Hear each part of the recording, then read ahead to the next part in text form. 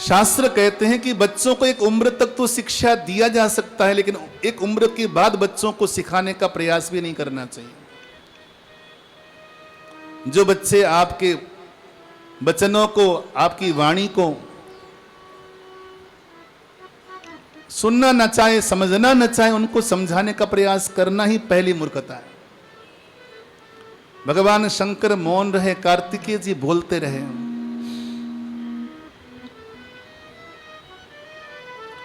हे माता पिता, आपने 2 संतानों के साथ अन्याय नहीं किया।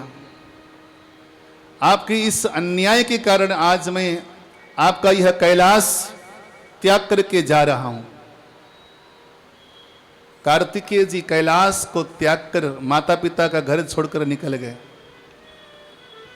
लेकिन माता पिता से बहुत प्यार करते थे कार्तिकेय जी। शास्त्र में कार्तिकेय ने वहां पे संकल्प लिया, प्रण किया कि अब मैं कभी विवाह करूंगा ही नहीं, इसलिए कार्तिकेय को कुमार कार्तिकेय कहा जाता है। कार्तिकेय भगवान के आगे कुमार लगाया जाता है। वो कभी उन्होंने शादी की ही नहीं, लेकिन कभी कभी किसी किसी ग्रंथ में ऐसा पढ़ने को मिलता है। मैंने विष्णु धर्मोत्तर पुराण में पढ़ा है कि कार्तिकेय ने विवाह किया। वो किसी कल्प की कथा होगी, लेकिन जो वर्तमान कल्प की कथा हम कह रहे हैं, इस कल्प में भगवान कार्तिकेय का विवाह नहीं हुआ, इसलिए उनके नाम के आगे कुमार कार्तिकेय लिखा जाता है। शादी नहीं करी, वहां से सीधे चले गए श्रीशैल पर्वत पर। दक्षिण भारत में एक पर्वत है श्रीशैल पर्वत। श्रीशैल पर्वत में जाकर कुमार कार्तिकेय ने खूब तप किया। वहीं पर पार्थिवेश्वर शिवलिंग का निर्माण करते हैं और गौरी शंकर भगवान की पूजा करते हैं। पूजा तो अवश्य में वह अपने माता पिता की करते, क्योंकि अब उन्हें समझ में आ गई थी कि दुनिया की पूजा करने से लाभ नहीं होगा, अपने माता पिता की ही पूजा करने से लाभ होगा। तो माता पिता की स्थापना करके अमलार्जुन भगवान का, क्या कहते हैं आपका, मल्लिकार्जुन भगवान का जो मंदिर है, मल्लिकार्जुन भगवान का जो मंदिर है, वहां पर गौरी शंकर दोनों की स्थापना करके पूजा करने लगे। मल्लिका कहते हैं माता पार्वती को और अर्जुन कहते हैं भगवान शंकर को।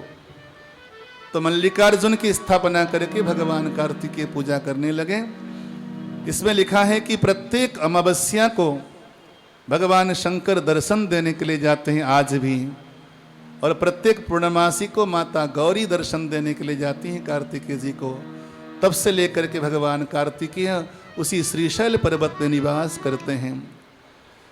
श्री ब्रह्मा जी कहते हैं कि जो भी इस कथा को सुनता है या पढ़ता है, उसके सकल मनोरथों की सिद्धि होती है, और वो भी सदा सर्वदा भगवान गणेश की तरह बुद्धिमान बनता है, ज्ञानवान बनता है।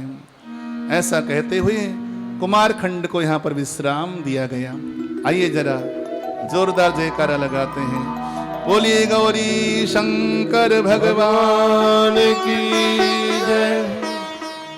आप हमारे संत वाणी चैनल को सब्सक्राइब करें, वीडियो को लाइक करें, शेयर करें, और हाँ, बेल आइकन पर क्लिक करना बिल्कुल ना भूलें, ताकि हमारी किसी भी वीडियो की सूचना सबसे पहले आपको मिले।